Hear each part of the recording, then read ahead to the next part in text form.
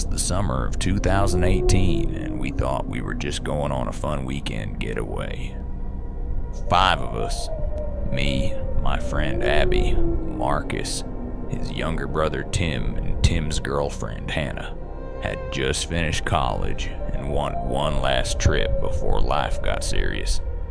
We picked the Blue Ridge Mountains, deep into the national park, way off the grid, surrounded by forests and far from cell service.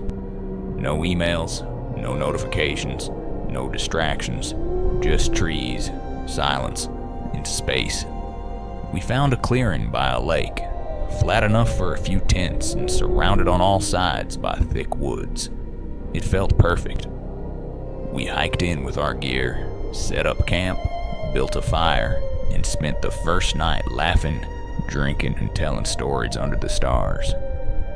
It was one of those nights that felt endless in the best way. Calm, quiet, disconnected from everything. The forest felt peaceful. But it's funny how quickly that feeling can flip. Because starting the next night, it didn't feel like we were alone anymore. The second night started the same.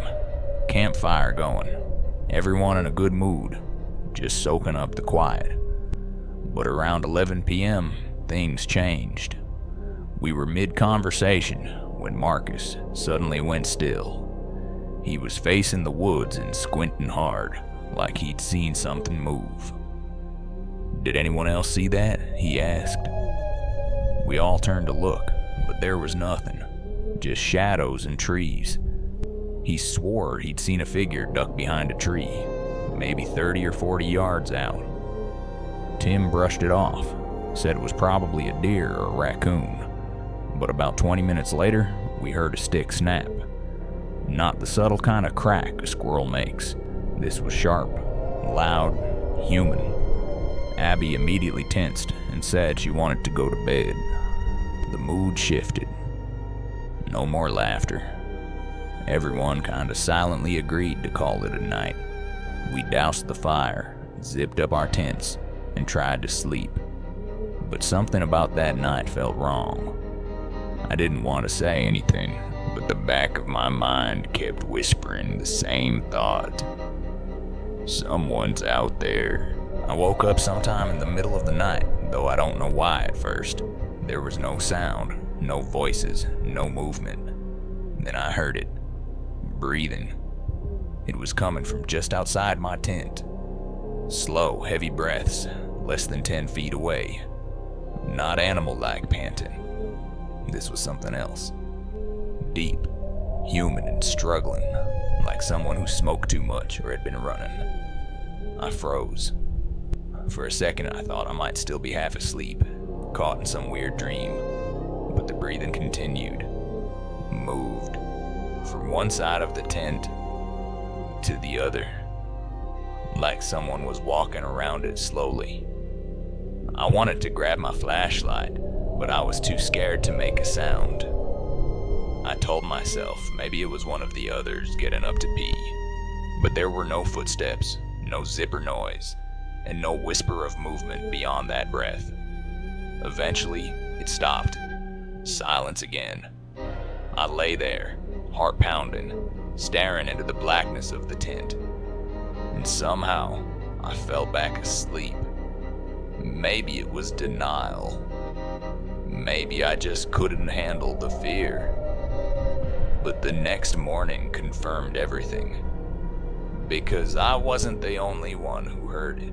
The next morning, I didn't say anything at first. I wasn't sure if I'd imagined it, and I didn't want to be the paranoid one. But at breakfast, Marcus looked tense, jittery, like he hadn't slept at all. Then he said it. "Someone was outside our tent last night." Hannah's eyes widened. "You heard it too?" She said she'd heard someone walking around the tents more than once. Not running, not stumbling, just walking. Slowly, like they were checking. Tim swore he got up to pee at around 4 a.m. and said he thought he saw someone crouching near the fire pit, but when he blinked, it was gone. None of us had left our tents after that. We decided to check around camp. That's when we found them. Footprints, circling the tents. Most of them were boot prints, but in one spot where the ground was a bit muddy, there was something else. A bare foot. No shoe, no sock. Just the clear imprint of a human foot in the mud. And it was big. It led back toward the woods and disappeared. We tried to laugh it off, joked that it was probably just a lost hiker or some forest weirdo playing a prank. But none of us believed that, because whatever it was, it didn't feel like a joke. It felt like someone was playing a game we weren't supposed to be part of. That night, no one slept early. We built a bigger fire and sat around it longer, talking nervously, clutching our flashlights like lifelines. Every snap of a twig in the distance made someone flinch. Around 2 a.m., we heard the leaves crunch again, but this time there was a voice. Low, quiet, not close enough to make out the words, but definitely human. Marcus clicked on his flashlight and pointed it toward the trees, and for a split second, we saw him. A man, completely naked, crouched behind a tree, pale skin, wild eyes, dirty, matted hair. As soon as the light hit him, he scrambled backward into the darkness like some animal that wasn't used to being seen. We all froze. No one wanted to speak. We didn't even want to move. Sleeping felt impossible, but hiding inside the tent suddenly didn't feel much safer. Hannah whispered, "We should leave." But Marcus and I shut that down fast. Hiking back to the car in the dark, through miles of forest, with that thing possibly following us? No way. So we stayed up, all 5 of us, sitting close, not talking, not moving, just waiting for the sun. Hours passed, and then, just as we started to let our guard down, I heard a stick snap again. Then silence, then a voice from the woods. "I see you guys. It wasn't any of us, it was him." That was the moment it all snapped. Right after the voice, there was dead silence. No movement, no breathing, just the sound of our fear filling the air. Then I heard it, the softest sound, so subtle I almost didn't catch it. The zipper on my tent, slowly sliding down. At first, I couldn't move. I was frozen in place, eyes locked on the zipper as it inched downward. My mind couldn't process it. This wasn't happening. This couldn't be real. But it was. When I finally found my voice, I screamed, loud as I possibly could. My friends screamed too, everyone shouting from inside their tents, asking what was happening, calling each other's names. Whoever was unzipping my tent took off. I didn't see them, but I heard the rush of footsteps disappearing into the trees. I zipped the tent back up, hands shaking uncontrollably. No one slept after that. We sat there, wide awake, counting down the seconds until the sky started to brighten. And when morning finally came, we packed up in total silence. No breakfast, no talking, just the sound of zippers, backpacks, and snapping tent poles. On the hike back, we stopped at the ranger station and told them everything. The ranger just listened quietly, then nodded like he'd heard it all before. He said there'd been other reports. A man, or maybe more than one, living out in those woods. Sometimes they stole food or gear. Other times, it was worse. We didn't ask what worse meant. I didn't want to know. We tried to laugh about it in the car on the way home. Tried to pretend it was just a weird story to tell someday. But for me, it never became a joke. Especially after that moment I'll never forget. Lying awake, frozen in my tent, watching that zipper slowly come down. I had just graduated from college, and I was doing what most broke 23-year-olds do, surviving. I got a job as a waiter in Chicago and moved into the cheapest place I could find. A small studio apartment on the top floor of a quiet, rundown building. It wasn't luxurious. It was a single room, barely furnished, with a single window directly onto a narrow alley. But it was mine. That alley was always dark, even during the day. It was so narrow that a car could barely fit through it, and the sunlight barely touched the place. Across the street was another building, identical to my apartment building, except something about it was always off. The windows were mostly dark, lifeless, as if no one had lived there in years. I never saw a movement. I never saw any lights on. It was just a wall of darkness overlooking the alley. But I didn't care. I wasn't looking for magic. I was looking for survival. The rent was cheap. I was close to work, and I was so tired most nights that I didn't care about anything but sleep. I'd get home at 2 or 3 a.m., drop my keys on the nightstand, make a quick meal, and fall asleep while scrolling through my phone. I had a rhythm, a routine, and for a while it felt normal. But looking back now, I realize how dangerous it was to assume that silence meant safety. It was about a month into living there when I noticed it. I had just gotten home from another long night behind the bar, my legs sore, my brain fogged from neon lights and drunk conversations. I kicked off my shoes, turned on the overhead light, and tossed my bag on the couch. And then I froze. Out of the corner of my eye, I saw something shift in the window across the alley. Just for a second, like a curtain pulling back slightly, and then dropping. It was fast. Subtle enough that if I had blinked, I would have missed it. I stood there staring at the window, waiting for something else. But it was still completely dark. No movement. No light. I told myself it was nothing. A draft, maybe. Or I startled someone who did live there, even if I'd never seen them. I brushed it off. Until the next night. Same routine, same time. I walked in, flipped on the light, and that window across the alley moved again. This time, slower.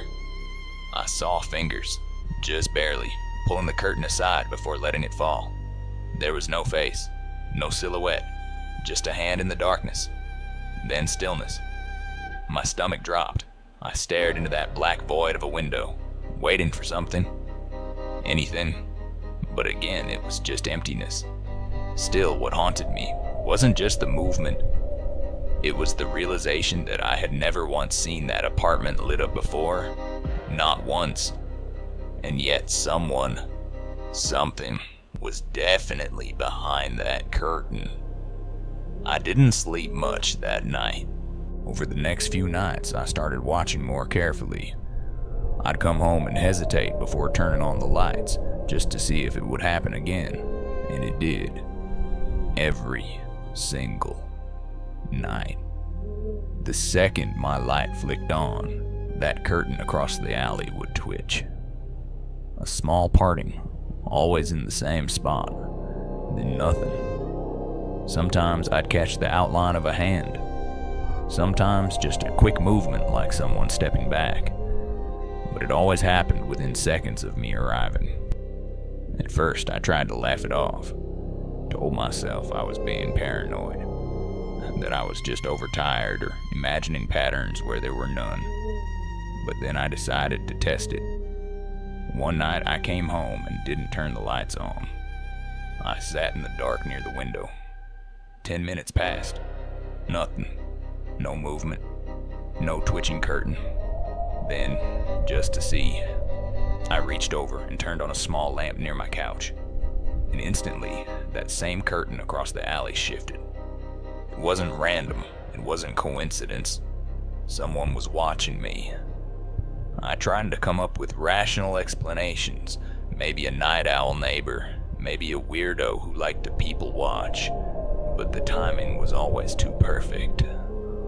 Always tied to me turning on a light, stepping into my space, starting my evening.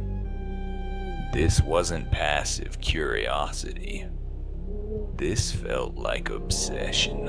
I started feeling sick every time I walked up the stairs to my apartment.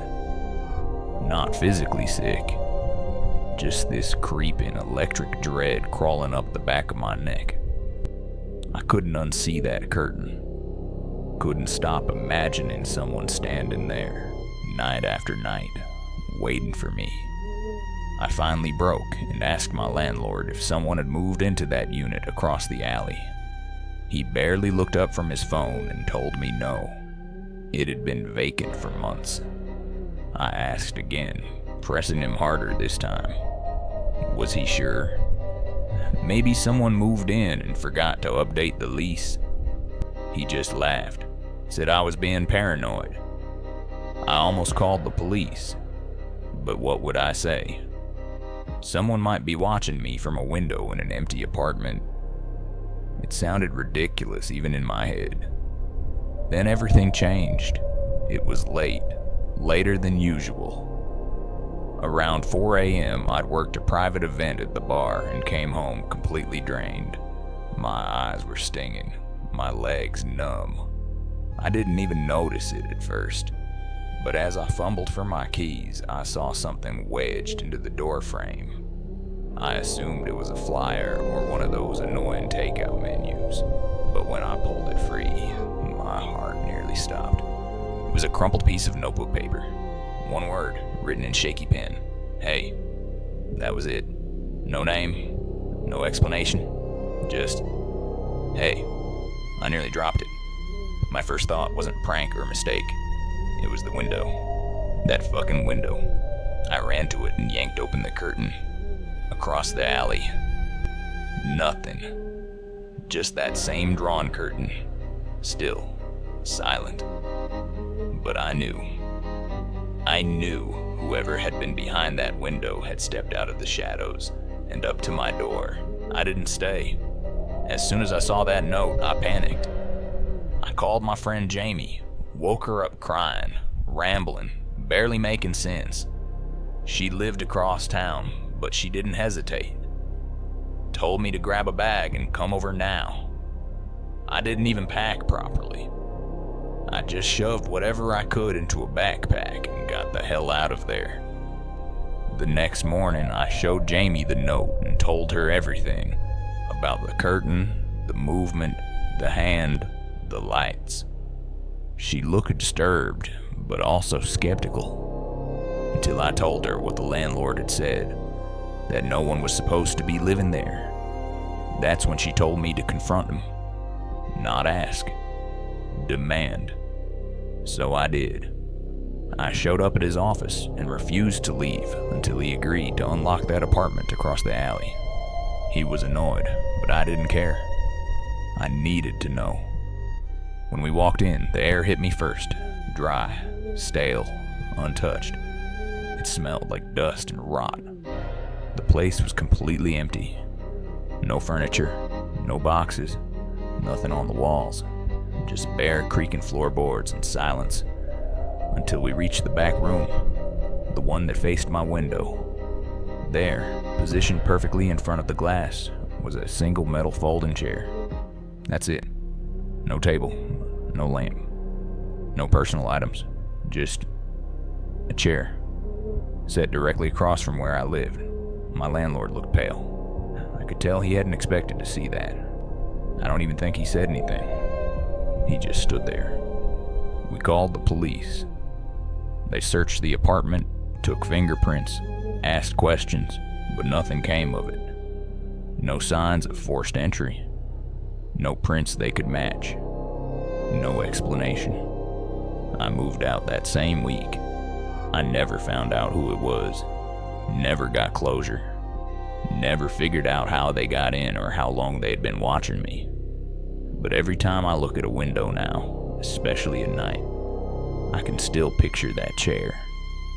And I wonder if someone, somewhere, still sitting in the dark, watching.